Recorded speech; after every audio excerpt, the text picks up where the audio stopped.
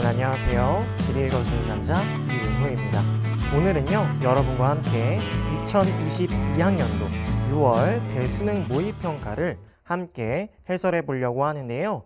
이번 모의평가는요 과거의 모의평가와는 다르게 학력평가처럼 문제가 출제가 되었어요. 그래서 이걸 어떻게 해석해야 될지 선생님도 난항이 있지만 이 모의평가가 조금은 암기를 요하고 혹은 과거와는 다르게 1차적으로 문제를 풀 수도 있겠다라는 생각이 들고요. 또 6월 모의평가의 자료가 굉장히 조금 참신하다라고 느껴졌습니다. 왜? 과거에는 이 자료를 가지고 또 생각하고 문제를 풀어야 되는데 이번에는 딱 보면 답이 나오는 자료가 굉장히 많았어요. 이건 무슨 말이냐?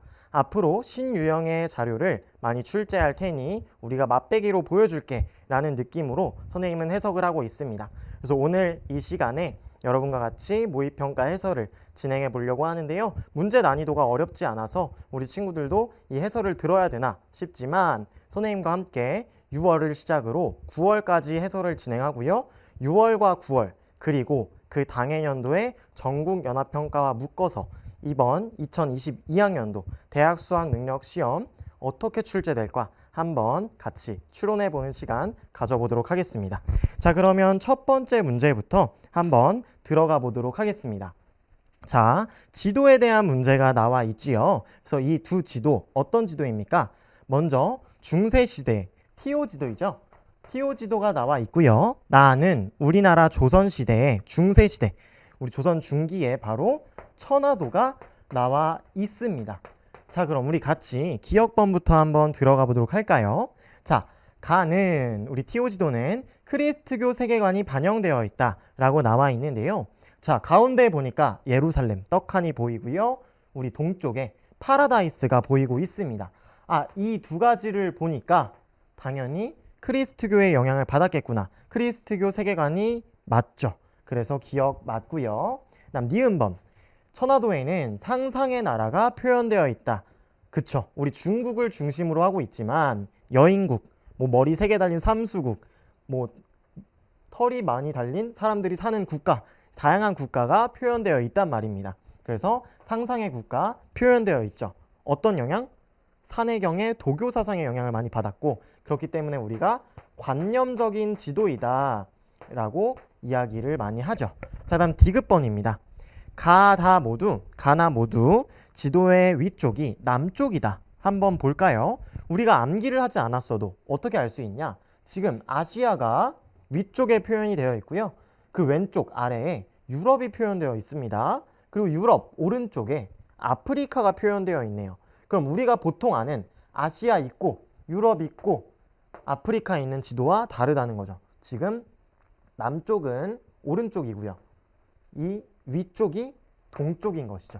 그래서 남쪽이 아닙니다. 천화도 한번 볼까요? 천화도와 같은 경우도 우리 중국이 가운데 있고요. 오른쪽에 일본 위치에 있습니다. 그래서 위쪽이 그냥 북쪽입니다. 그래서 디귿번 틀린 설명이죠. 위쪽이 남쪽인지도 뭐가 있었죠? 그렇죠. 알이드리시의 세계지도 있었습니다. 다음 리을번 갈게요. 가나에는 모두 아메리카 대륙이 표현되어 있다. 이 아메리카 대륙은 신대륙을 발견한 이후에 근대 지도에서 많이 나타나는 그런 대륙이죠. 우리 천화도 조선 중기고요. 티오 지도 중세시대 크리스트교의 암흑기라고 불릴 만큼 과학의 발전이 더뎠던 순간입니다. 그래서 우리 모두 다 아메리카가 표현되어 있지 않다. 자, 그래서 다음 문제로 넘어가 보도록 할게요. 지도 문제가 조금 어렵지도 않았고요. 굉장히 쉽게 평이하게 출제가 되었습니다. 자, 그 다음 2번입니다. 자, 다음 자료에 기억부터 디귿에 들어갈 내용이라고 합니다. 어떤 것인지 한번 볼게요. 자, 리커란의 이강승경. 이게 무슨 그림이죠? 라고 한다면 글을 한번 읽어봅시다. 중국 현대 산수화 거장 리커란은요. 중국 구일인 나왔습니다. 우리 구일인 어떤 지역으로 많이 배웠나요? 바로 카르스트 지형. 그 카르스트 지형 중에서도 어떤 지형이었는지 글로 더 볼게요. 자, 독창적인 화법으로 묘사하였다. 화폭에 그려진 여러 봉우리는 봉우리가 나와 있네요. 기역이다 라고 하네요. 좀 더 힌트를 얻어볼게요. 이와 같은 봉우리는 기반함인 어떤 것이 빗물과 강물, 바닷물 등의 차별적인 침식을 받아서 형성됐대요. 용식을 받았다고 합니다. 우리 세계지리에서 용식, 빗물이나 지하수에 의해 침식되는 과정, 어떤 암석? 석회암, 즉 카르스트 지형밖에 없었습니다. 용식이라는 단어를 사용하는 건 진짜 카르스트 지형밖에 없었죠. 그래서 니은, 석회암 먼저 골라보고요. 석회암에서 차별적인 풍화를 받았던 지형, 그렇죠. 바로 탑 카르스트입니다. 그렇죠? 그래서 이것은 주로 어느 기후 환경에서 잘 발달하는가? 건조 기후인지 습윤 기후인지 한번 봤더니요. 자, 물의 용식이 된다면서요. 그럼 습해야 되는 거 아닙니까? 당연히 습윤한 기후에서 많이 발달을 할 겁니다. 자, 그리고 기억번, 우리 탑카르스트라고 이미 이야기했죠? 그래서 정답은 4번으로 체크해 볼 수 있겠어요. 자, 용암돔은 무엇입니까? 우리 화산 지형에서 성층 화산, 그리고 종상화산 하면서 같이 배웠던 용암돔이죠. 우리가 다른 말로 종상화산이라고도 하는데 유동성이 작고 점성이 큰 화산이 분출해서 종 모양으로 형성되는 화산 지형, 우리가 이것을 용암돔이라고 이야기했다. 자, 그리고 여기 유문암도 나와 있지요. 유문암은 무엇이냐? 화산 지형을 형성하는 암석 중에 한 명이에요. 또 뭐 화강암, 뭐 현무암 이런 다양한 화산 암석이 있었습니다. 자, 그럼 우리 다음 문제로 한번 더 넘어가 볼게요. 선생님이 지금 마음이 급해서 다음 시간으로 넘어가고 싶었나 봐요. 자, 3번입니다. 우리 다음은 고대부터 현대까지 라틴 아메리카 도시 탐방이라고 합니다. 그럼 라틴 아메리카의 국가겠지요. 자, 첫 번째 촬영지. 제목부터 심상치 않습니다. 포르투갈어로 1월의 강을 뜻하는 도시라고 하는데요. 3대 미항 중 하나로 알려져 있고요. 삼바 퍼레이드가 열린다고 합니다. 그리고요. 삼바를 여는데 포르투갈어를 사용하는 국가예요. 우리 라틴 아메리카에서 포르투갈어를 굉장히 탁월하게 많이 사용하는 국가 어디 있었습니까? 네, 맞습니다. 바로 브라질입니다. 브라질이겠고요. 자, 두 번째 촬영지 어디냐? 원주민어. 그럼 이 국가는 원주민이 많이 살겠구나 라는 걸 알 수 있겠고요. 마추픽추와 더불어 잉카 문명 나왔습니다.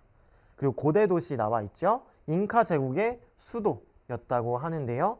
어디입니까? 우리 원주민 인구 비율이 굉장히 많은 곳 A, 페루죠. 페루, 우리 잉카 문명으로 굉장히 중요했던 국가입니다. 그 다음 세 번째 촬영지 에스파냐어로 좋은 바람을 뜻하는 도시. 우리 라틴 아메리카는 브라질을 제외하고 거의 다 에스파냐의 식민지로서 오래 작용을 했죠. 그래서 유럽계 비율이 전체 80%를 상회한다고 합니다. 그에 더해서 항구 도시라는 힌트까지 줘버렸네요. 그래서 우리 유럽계 비율이 굉장히 많은 국가, 이 국가 어디예요? 에스파냐죠. 그쵸? 그래서 우리가 브라질, 페루, 에스파냐에서 끝나는 것이 아니라 지도에서 찾을 수 있냐잖아요. 그래서 B, 브라질인 거 알 수 있겠고요. A, 페루, 그 다음 C, 아르헨티나가 있고요. 우리 하나 더 챙기자면 우리 페루 위에 어떤 국가가 자리하고 있죠? 바로 콜롬비아 자리하고 있고요. 베네수엘라, 볼리바르도 우리 친구들이 잘 알아가야 돼요. 요즘 유전이 많이 있기 때문에 석유 생산량이 굉장히 많은 국가죠. 그리고 사회적 이슈가 많아서 이 국가 떠오르는 국가입니다. 시험으로 출제될 가능성 굉장히 높고요. 또 칠레 하면 빼놓을 수 없죠. 칠레 하면 빼놓을 수 없는 것도 구리가 있습니다. 자, 그래서 이번 문제도 굉장히 쉬웠던 문제라고 여겨지고요. 다음 문제로 넘어가 보도록 하겠습니다. 자, 4번. 다음은 세계지리 원격 수업 장면의 일부이다. 세계지리의 내용이겠죠. 그중 가다는 고기조산대, 신기조산대, 안정지계 중 하나라고 하네요. 자, 그럼 우리 지도를 볼까요?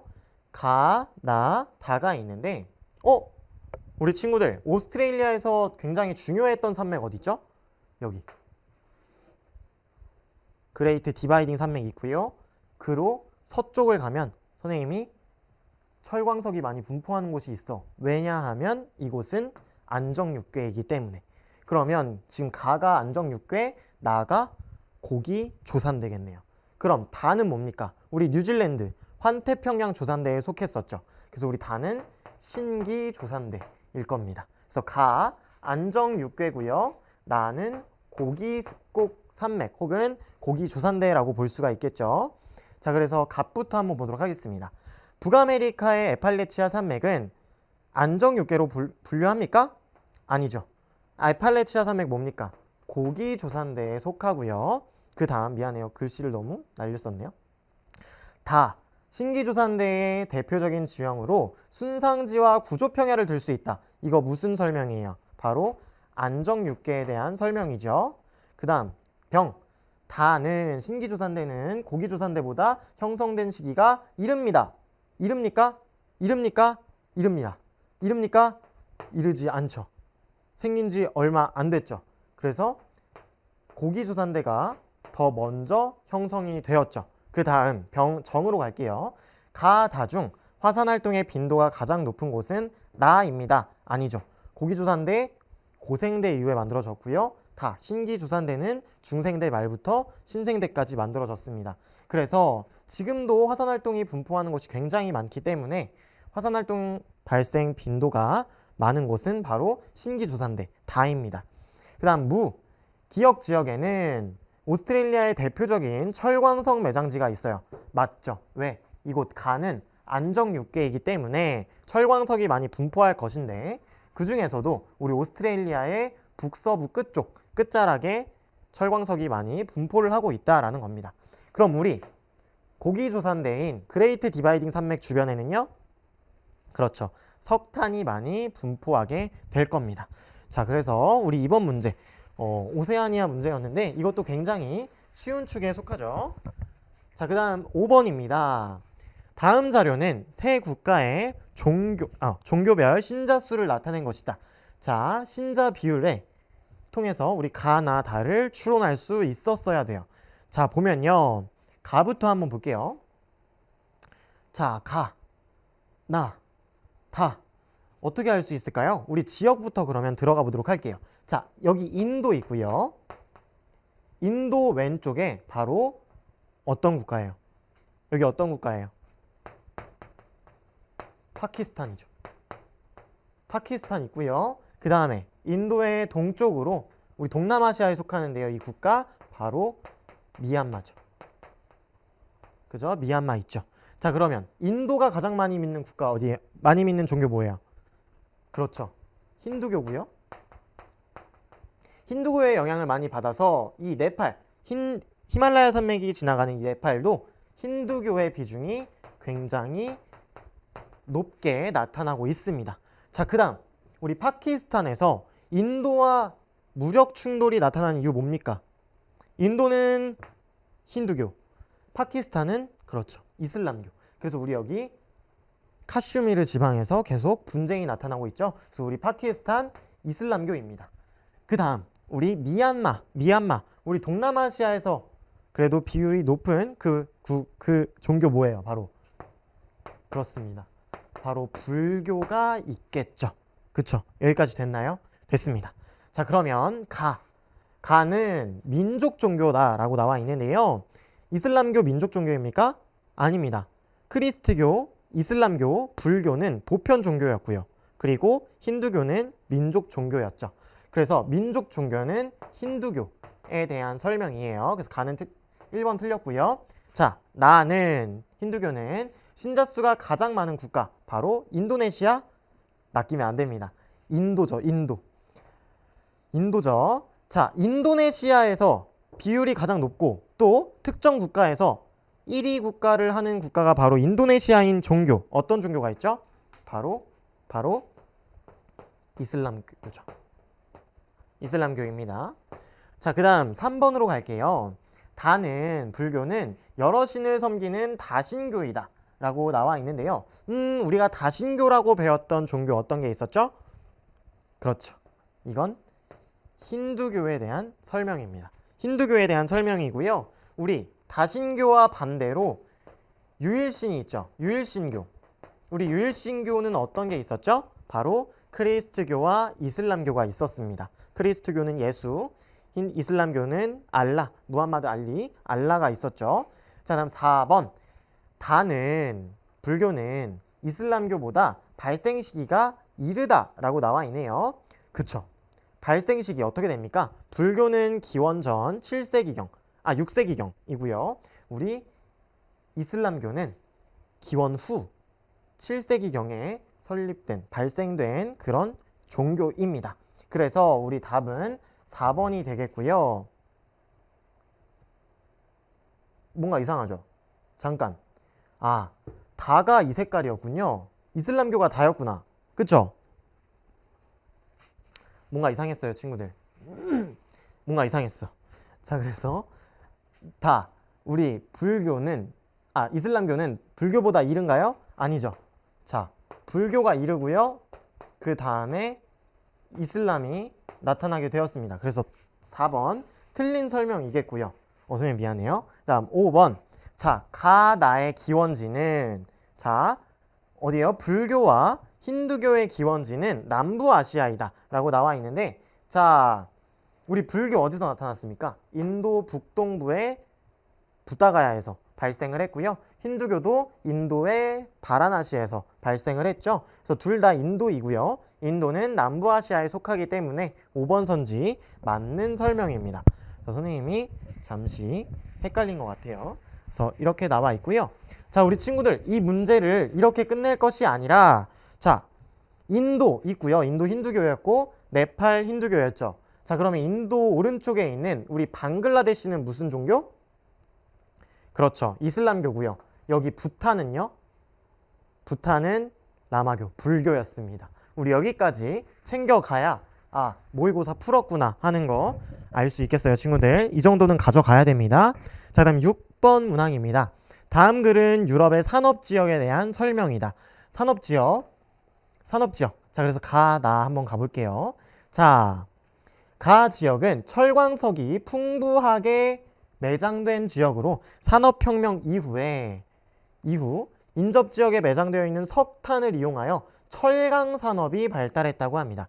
그러나 점차 자원이 고갈되고 시설의 노후화로 인해서 이 지역의 산업 기반은 쇠퇴했다라고 이야기합니다. 그러면 이 공업지역은 쇠퇴를 했으니까 과거에 산업혁명이 성행했을 때 산업이 발달한 전통적 공업지역이겠지요. 그쵸? 그 다음 나로 한번 가볼게요.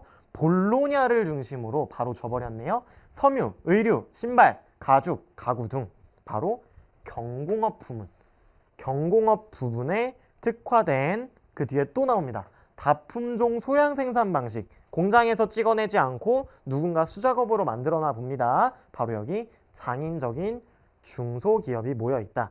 자, 여기서 힌트 그냥 5개 다 줬습니다.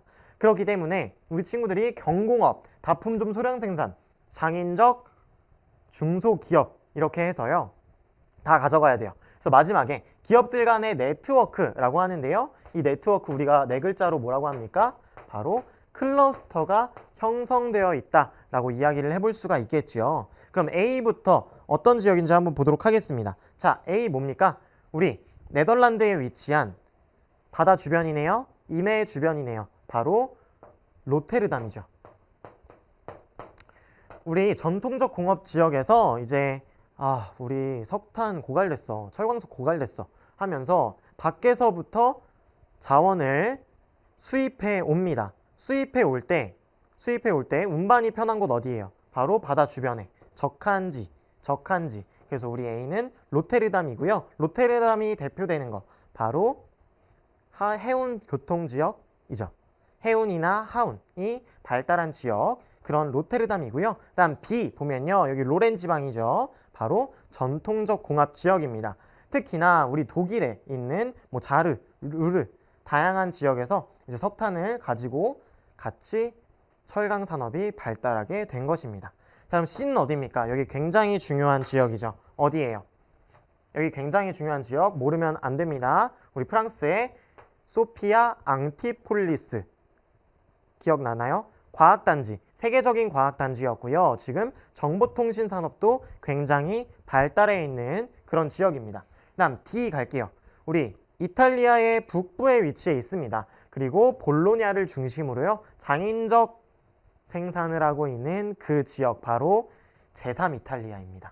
그래서 지금 로테르담, 로렌, 그리고 소피아 앙티폴리스, 제3이탈리아 나왔는데요. 지금 하운 교통 지역이고요. 전통적 공업 지역이고요. C와 D는 둘 다 클러스터 지역인데 그 중에서도 우리가 경공업 부분에 특화된 곳 바로 제3이탈리아를 골랐어야 합니다. 그래서 나는 D고요. 제3이탈리아 그리고 가는 로렌 지방으로서 B에 해당합니다. 그래서 답은 최종적으로 4번이 되겠다라는 겁니다. 자, 이번 문제도 굉장히 어렵지 않았죠? 우리 친구들이 공부를 했다면 충분히 어렵지 않게 풀 수 있었어요. 그냥 자료만 보고 바로 풀 수 있는 문제였습니다. 1차원적인 문제였죠? 어렵지 않았어야 돼요. 자, 그 다음 우리 가축에 관한 설명이네요. 가축, 사육두수 비율을 나타낸 것이라고 합니다. 자, 돼지, 소, 양 중에 하나예요. 그래서 A, B, C 한번 어떤 곳인지 보려고 하니까 대륙, 지역도 블라인드가 몇 개 되어 있네요. 그러면 우리가 특징적인 거 잡고 가야겠죠? 자, 오세아니아 뭐였어요? 건조 지역이 많이 분포를 해서 대찬정 분지에서 양을 많이 키운 국가였습니다. 국가가 있었습니다. 오스트레일리아. 그 다음 아프리카 어떻습니까? 굉장히 건조한 기후가 많이 나타나게 되었다. 그래서 쿠란에서도 이 동물은 먹지 말아라 라고 적혀 있을 만큼 키우기 어려운 동물 바로 돼지가 있었죠. 그러면 우리 오세아니아부터 찾아보도록 할게요. 오세아니아 굉장히 많은 비중을 차지하고 있는 이 B가 바로 양이겠구나라는 걸 우리가 단번에 알 수 있겠고요. 또 아프리카의 비중이 정말 적은 거 바로 이것이 돼지겠구나라는 걸 우리 친구들이 알 수 있었을 겁니다. 더불어서 건조기후 오세아니아에서 잘 키우지 않는 가축이죠. 또 한 대륙이 50%를 넘어요. 바로 중국이 있기 때문입니다. 중국 돼지 어땠어요? 돼지를 전 세계 48% 정도 키울 만큼 굉장히 많이 키우는 국가가 아시아에 포함되어 있었기 때문에 바로 가가 아시아라는 걸 알 수 있겠습니다. 그럼 나와 다를 한번 또 찾아봐야 하는데요. 자, 양으로 한번 볼게요.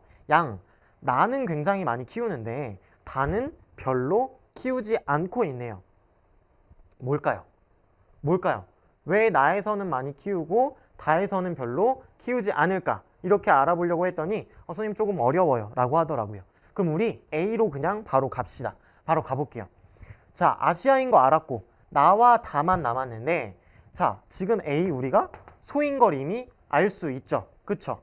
그러면 소를 라틴 아메리카에서 많이 키워요? 앵글로 아메리카에서 많이 키워요? 우리 소를 가장 많이 키우는 국가 브라질이 있었죠. 브라질이 속해 있는 우리 라틴 아메리카가 바로 나에 속하게 되겠고요. 다가 앵글로 아메리카에 속하게 될 겁니다. 자, 그럼 우리 보기로 가서 문제를 한번 풀어보도록 하겠습니다. 자, A. 소는 앵글로 아메리카보다 라틴 아메리카에서 많이 사육된다. 왜요? 바로 브라질이 있었기 때문이고요. 자, 니은. 신대륙에서는 양을 기업적 목축의 형태로 사육한다. 그렇죠. 신대륙에서는 기업적 목축의 형태로 사육을 했었고요. 우리 구대륙은 어땠습니까? 구대륙은 물과 풀을 찾아 이동하는 목축업의 형태 바로 유목으로 진행을 했었죠. 그 다음 디귿번 가의 건조 환경에서는 건조 아시아에서는 우리 돼지를 유목의 형태로 기른다? 안 되죠. 우리 돼지는 정착종이라고 했습니다. 잘 움직이지 않아서 살이 쪘다고 이야기했어요. 그래서 우리 돼지는요 유목 환경에 적합하지 않은 동물이에요. 그래서 쿠란에서도 우리 돼지를 먹지 말아라 할 정도로 건조한 곳에서는 키우기가 어렵다고요. 그래서 우리 디귿번 틀렸습니다. 자, 리을번 우리 전 세계 총 사육 두수는 A 소가 C보다 많다, 돼지보다 많다. 맞습니까? 틀립니까? 맞습니다. 이거 굉장히 중요한 선지죠. 우리 친구들이 암기로 풀어야 하나요? 라고 생각을 할 텐데 자, 총 사육 두수 어떻게 나타나죠? 바로 소, 그 다음 양, 돼지 순으로 나타났습니다. 그쵸? 그쵸? 그래서 소가 가장 많았고요. 돼지가 가장 적었습니다. 그래서 정답은 4번으로 체크한 후에 우리 이 문제 나가보도록 할게요. 굉장히 어렵지 않은 문제였어요. 가축 문제였는데 이 정도로 쉽다는 것은 우리가 수능 때 긴장을 해야겠다라는 생각을 해봐야 돼요. 왜? 지금 우리가 대륙별로 가축 두수를 줬죠? 그런데 이동은 주지 않았습니다. 그래서 우리가 수능을 보기 전에 가축의 이동은 또 어떻게 나타날까 또 생각을 해봐야겠지요. 자, 그럼 다음 문제 가볼게요. 다음 문제는 두 국가의 상품 수출액이라고 하네요. 수출. 보니까 지금 사하라 이남의 아프리카 문제입니다. 자, 그럼 볼까요? 가와 나를 보면요. 가는 특징적이게 차가 굉장히 많고요. 석유는 당연히 있을 거고 뭐 화훼 그리고 커피가 존재하고 있습니다. 차와 커피 있고요. 또 나 어떻습니까? 백금, 석탄, 자동차, 금, 철광석. 선생님 특징적인 게 있나요? 생각을 할 텐데 지금 보세요. 총 수출액이 굉장히 많이 차이가 나고 있고요. 특히 우리 아프리카에 공업이 발달한 국가 많이 있었습니까? 별로 없었습니다. 자, 볼게요. 자, A부터 C 국가 어디인지 한번 보도록 하겠습니다. A 어디입니까? 우리 아프리카 동부에 위치한 바로 케냐죠. 선생님은 이 커피 굉장히 좋아합니다. 케냐 더블 A 커피. 그래서 케냐 하면 커피, 케냐 하면 차 알 수 있어요. 선생님 차는 뭔데요? 우리 여기 아프리카 동부 지역에는요. 아비시니아 고원이 있었죠. 동부 고원지대입니다. 고원이 있기 때문에 우리 차 어떤 기후에서 재배했어요? 조금은 수분하고 배수가 잘 되는 그런 지형, 바로 고원에서 잘 재배가 된다라는 겁니다. 그래서 우리 케냐의 차, 바로 그래서 가는 케냐라는 걸 찾아볼 수 있겠고요. 또 여기 에티오피아도 커피와 차로 유명한 국가이지요. 자, 다음 B와 C를 볼 텐데 B는 굉장히 중요한 국가입니다. 우리 친구들 별표 한번 쳐주고요. B, 바로 보츠와나입니다. 보츠와나. 요즘에 굉장히 수능에서 핫한 친구인데요. 왜 핫하냐? 여기는 다이아몬드 수출량이 굉장히 많습니다. 다이아몬드 수출량이 90%를 넘어요. 그래서 보자마자 이곳은 보츠와나구나 라는 걸 우리 친구들이 단번에 알 수 있는 그런 국가입니다. 그럼 반면에 C는 뭐냐? 남아프리카 공화국이죠. 남아프리카 공화국이에요. 그런데 여기에 어떤 산맥이 위치해 있냐면 바로 드라켄즈버그 산맥이 분포해 있습니다. 고기조산대입니다. 그럼 어떤 자원이 많이 분포해요? 석탄. 그 석탄을 바탕으로 산업이 잘 발달을 해서요. 지금 자동차가 많이 수출되고 있는 그러한 국가입니다. 그래서 우리 가는 A고요. 나는 C 해서 답은 2번이 되겠네요. 그래서 우리 아프리카에서 자동차가 굉장히 잘 수출되고 있는 그런 국가 남아프리카 공화국이고요. 우리 친구들 남아프리카 공화국은요. 수출 구조뿐만 아니라 아파르테이트와 같은 그런 사회적 이슈들도 잘 함께 학습을 해야 할 거예요. 선생님 생각에 아파르테이트가 작년 수능에도 그렇고 굉장히 조금 화두로 나타나고 있는 사회 문제인지라 시험 문제에서 굉장히 많이 빈출되고 있는 그런 주제거든요. 그래서 아파르테이트까지 합쳐서 알아뒀으면 좋겠습니다. 자, 그럼 다음 문제 가보도록 할게요. 자, 갑자기 이런 색깔이 나왔네요. 친구들 미안해요. 자, 9번. 지도의 AD 국가에 대한 설명으로 옳은 것은 이라고 나와 있어요, 친구들. 자, A 국가 어디입니까? 우리 북부 아프리카에 위치한 바로 알제리죠. 자, 알제리가 있고요. 이 알제리 왼편에 바로 모로코, 알제리, 튀니지, 리비아, 이집트 이렇게 진행이 되고 있었습니다. 친구들 여기 북부 아프리카도요. 그리고 사하라 이남 아프리카도요. 요즘에 국가를 물어보는 문제가 굉장히 많이 나타나다 보니까 우리 친구들이 잘 챙겨갔으면 좋겠어요. 다음 B 어디예요? 유럽과 아시아의 관문으로 두 지역을 연결해주는 국가 바로 터키죠. 다음 C 어디입니까? 사우디아라비아는 우리가 단번에 알 수 있고요. D 아랍에미리트죠. 그 다음 우리 사우디아라비아 위편에 바로 이라크 그 오른쪽에 이란이 위치해 있었습니다. 자, 그러면 들어가 보도록 할게요. 기억부터. 자, A는 알제리는 해안 지역보다 내륙 지역의 인구 밀도가 높다. 우리 인구 첫 단원을 들어가면서 내륙보다는 해안 주변에서 그리고 고지대보다는 저지대에서 사람들이 많이 살아간다라고 이야기했기 때문에 기억은 틀린 선지고요. 자, B는 터키는 유럽연합의 회원국이다. EU의 회원국입니까, 여러분? 아니죠. 회원국 아니고요. 아직 후보국에 머물러 있습니다. 그 다음 디귿번 C는요. 이란은 수니파 교도보다 시아파 교도가 많다라고 나와 있네요. 자, 이슬람교 중에서 다수의 이슬람교가 믿는 것은 수니파예요. 그런데 시아파를 유독 많이 믿는 비중이 높은 국가가 있었죠. 바로 이라크와 이란이었습니다. 그래서 디귿번 맞는 설명이고요.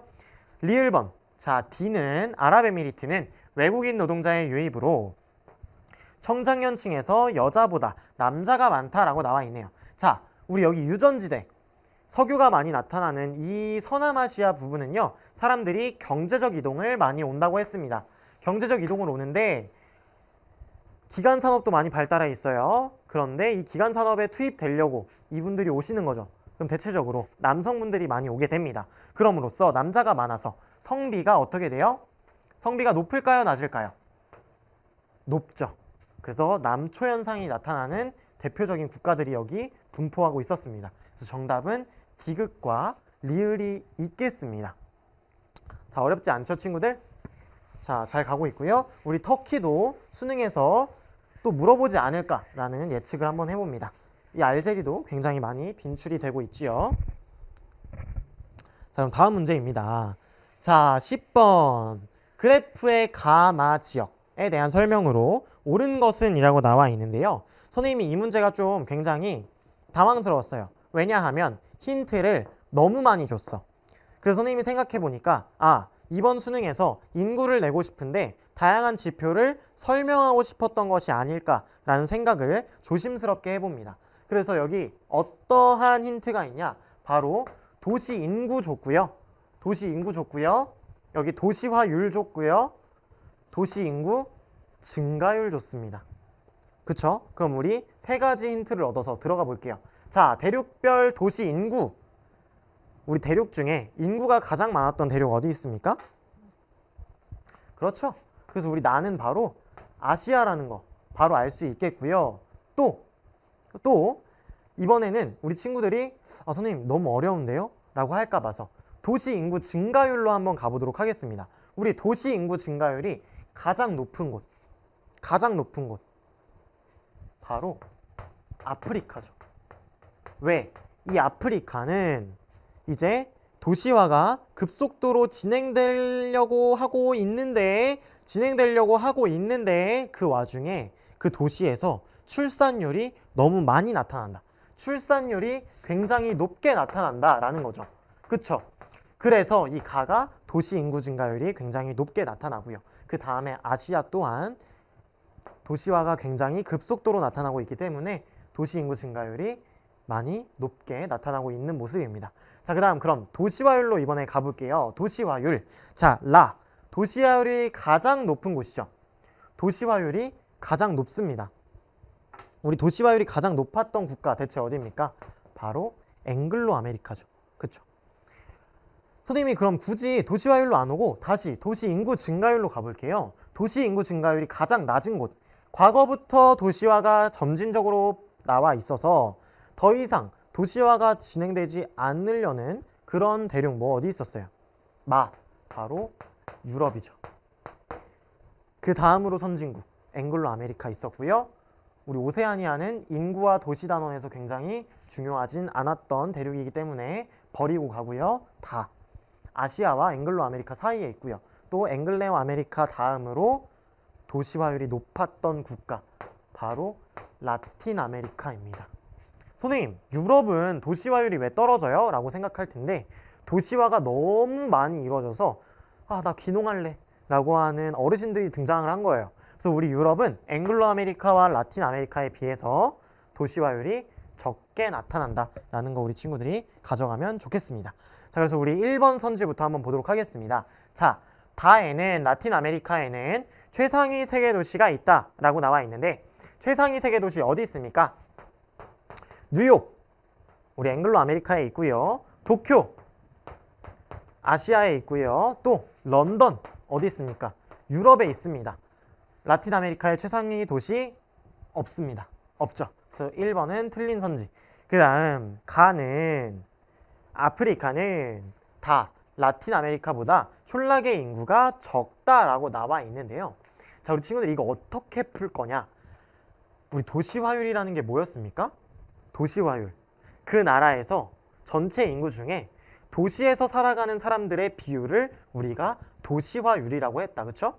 그래서 우리 라틴 아메리카는 전체 인구 중에 이만큼이 도시에 살고 있어요. 그럼 이것의 20%만 농촌 인구겠네요. 촌락 인구겠네요. 그쵸? 그럼 우리 아프리카는 전체 인구 중에 40%밖에 안 되는데 원이 이만큼이에요. 원의 크기가 라틴 아메리카와 비슷하죠. 근데 이것보다 더 많은 원만큼의 인구가 촌락에 살고 있다는 겁니다. 그렇기 때문에 촌락의 인구가 적다? 아니죠. 많다가 맞는 설명입니다. 그래서 2번도 틀렸고요. 아시아는 유럽보다 3차 산업 비율이 높다라고 나와 있는데요.